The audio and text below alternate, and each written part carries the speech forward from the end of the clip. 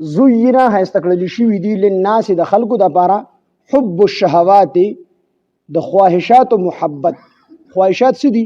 من النساء د خزونه، والبنین او د زامنونه، والقناطیر او خزانه، المقنطره د خزانونه، المقنطره د خزانه چې جمع شوی، من الذهب د سرونا، والفضه او د سپینونه، والخيل المصومه او د هغې اسونونه چې په هغې نشانونه لګولی شوي وي، والانعام او د څاروونه، والحرث او د فصلونو نه.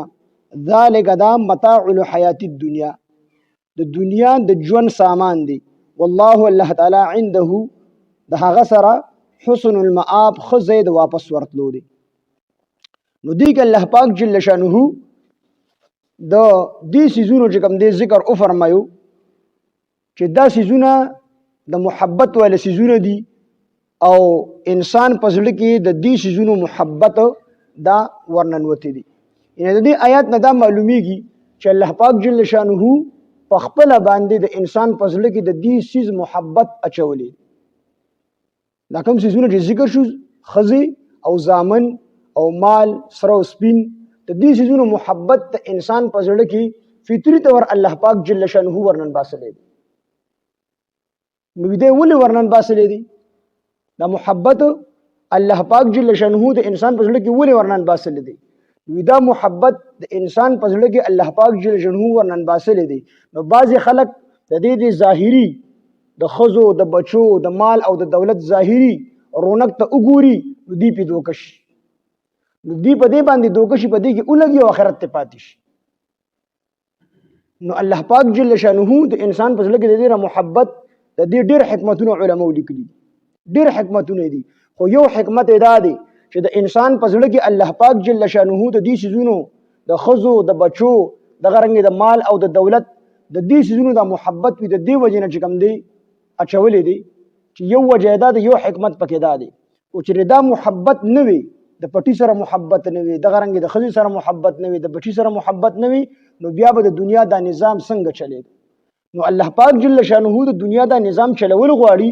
د دې وجې نه الله پاک جل شانه دا محبت، د پلار محبت، د بچي محبت د پلار په زړه کې اچولی دی، دغه رنګې د ښځې محبت د خاوند په زړه کې اچولی دی، دغه رنګې د مال او د دولت محبت د انسان په زړه کې اچولی دی. خو په زړه کې محبت نه وي، یو سړی بیا لیوانی دی چې په سرو غرمو باندې کار کوي او د بیبي له راوړي، خپلو بچو له راوړي، خو دا خو د محبت د وجې نه د په خپل ځان دومره کار نشته دی.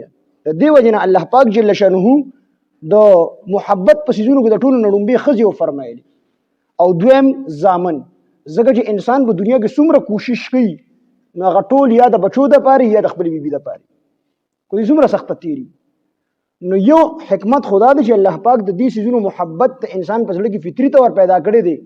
نو یو حکمت د هغې دا دی چې الله پاک جل شانه د دنیا دا نظام چلول غواړي. د دې وجې نه الله پاک جل شانه د دې دا محبت د انسان په زړه کې پیدا کړی. کو محبت نه وي، نو بیا د چا څه کار چې هغه تجارت کو، زراعت کو، زمینداری کوله، بل دیاړي کوله، نو دا هر څه چې کي دا خو ټول د دغې محبت ته وجه.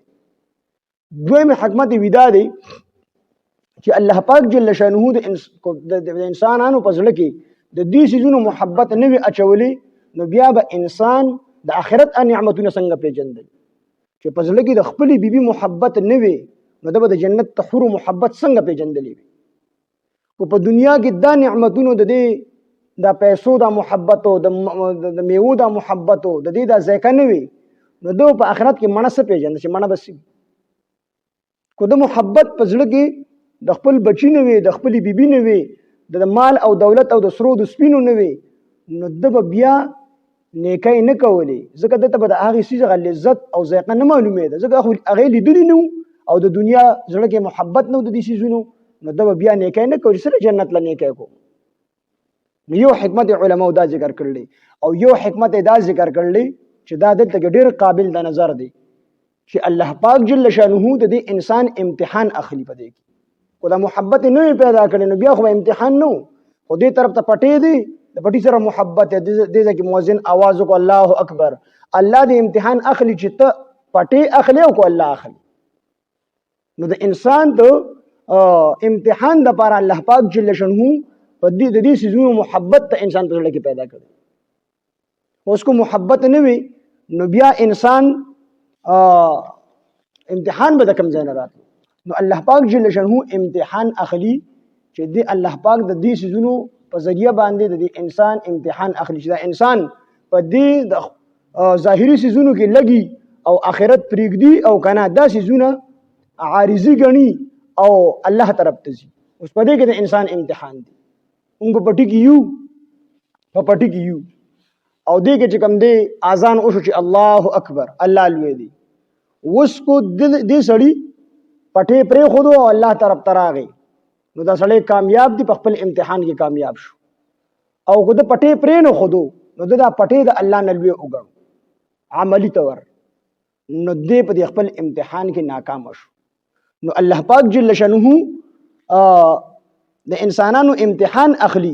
د دې وجه نه بل یو آیات کې الله پاک فرمایي ان جعلنا ما على الارض زینة لها لنبلوهم ايهم احسن عملا. الله فرمایي ان جعلنا بشک مونږ ګرځولې دي ما هغه سيزونه على الارض پزماګه کې زینة د زینت او خلا زینت مو ګرځولې لها دې د پر لنبلوهم د څه د پر د پر دې چې الله پاک مونږ امتحان واخلو د دوی ايهم احسن عملا چې په دوی کې کم یو خپل عمل کوي. دا سيزونه مونږ زګه خسته کړل دي. الله فرمایي چې زه به د خلکو امتحان واخلم. د دې د محبت مې زګه د انسانانو زړونو ته ور اچولې دي چې زه د خلکو امتحان واخلم چې دا خلک ما طرف ترازي او کنا زمانه چې کوم دی بل طرف ته ځي. امتحان به الله پاک اخلي. د دې وجه دي سيزونو محبت الله پاک جل شانه د انسانانو په ځل کې اچولې. نو د شریعت مطابق اعتدال سره مال جمع کولو کې هیڅ قباحت نشته دی. کوئی سړی مال جمع کړي دي سره محبت کې د شریعت مطابق نو دا جمع کول شي دي کې څه چل نشته دی. خو کو په ناجایزه طریقه باندې سړی مال ګټي یا په جایزه طریقه باندې یو سړی دا سيزونه جمع کوي خو پاره کې دومره علو کوي دومره پکې ورننوت دي چې د دې لپاره د آخرت نه د غفلت سبب وګرځي. دا دواړه طریقې بیا ټیک نه دي. او کوئی سړی اعتدال سره مال جمع کی دا سيزونه استعمالي نو په دې کې هیڅ قباحت نشته دی. مولانا رومي رحمه الله د دې عجیب مثال ورکړی دی. هغه فرمایي چې دا انسان دا په مثال د انسان د زړه دا په مثال د کشته دی او د دنیا کې چې څومره سيزونه د محبت دي د دې مثال د اوبو دی. نو وسرنګ چې دا کشته بغیر د سمندر نه بغیر د اوبو نه نشي چلیدلی دک شان دا انسان بغیر د دنیا نه او د دنیا د سيزونو نه نشي پاتې کېدلی. خامخا به د دنیا د سيزونه استعمالي بچی به ام کیږي بیبي به وي او دغه رنګې د به مال ګټي. نو څنګه چې کشته بغیر د اوبو نه نشي چلیدلی دک شان دا انسان د بغیر د دنیا نه او د دنیا د سيزونو نه نشي پاتې کېدلی. دی په دنیا کې استعماليږي خو څنګه چې کشته په اوبو کې چلیږي خو ګټ اوبه دا په برزان ته نه پریږي په اوبو کې پرته وي خو دنه او ته اوبه نه راځي. خو یو لیونی په کې سوري وکړو او دې کشته ته دنه اوبرانې نو د کشته بیا غر کیږي. ودت کسه دا انسان دیو په دنیا کې استعماليږي ته دنیا سيزونه به استعمالي خوده بخپل زړه ته دغه سيزونو محبت دنه نه راولي او کو دغه سيزونو محبت ورته دنه راغی نو بیا به دې دسي غر کیږي لکه څنګه چې په سمندر کې کشته غر کیږي. نو څنګه چې انسان کشته دا په سمندر کې چلیږي بغیر د سمندر او بغیر د اوبو چلیدلی نشي ځان ته ګټ اوبه نه پریدي دک شان انسان بغیر د دنیا نه چلیدلی نشي د دنیا د سيزونو نه نو دی به ځان ته لګ محبت د سيزونو نه پریدي. هو بل ځکه چې راځي الله پاک فرمایي چې د پزړه کې الله پاک محبت اچولې دی نو محبت په د پزړه کې فطري وي خو دی به زیاتی نه. څه مطلب دی به زیاتی څنګه نه زیاتی به د سره فطري محبت خدای انسان په پزړه کې شته دی خو دی به دا محبت ته الله په محبت باندې نه زیاتی نه غالب کی. هغه آسان مثال مې ته ډومبه درکو چې یو طرف ته پټي کې تلګي کار کوي پټي سره محبت دي دا ټیک دي خو کو د دې پټي د وجه نستانه مونږ پاتې شون ته پوه د الله محبت کم دی د پټي محبت زیات دی. نو استاد پټي زړه ته راغلي دغه رنګ استاد بیبي د وجه نه مونږ پاتې شو یا د الله بل یو حکم پاتې شو نو ته پوه د بیبو محبت زړه ته راغلي دي نه زیات شوی دی د الله په محبت باندې. دغه رنګ د اولاد د وجه نه ستانه د الله حکم پاتې شو نو ته پوه شه چې ستاسو اولاد د محبت زړه ته راغلي دي زړه ته راتله څه مطلب یعنی د الله په محبت باندې زیات شوی.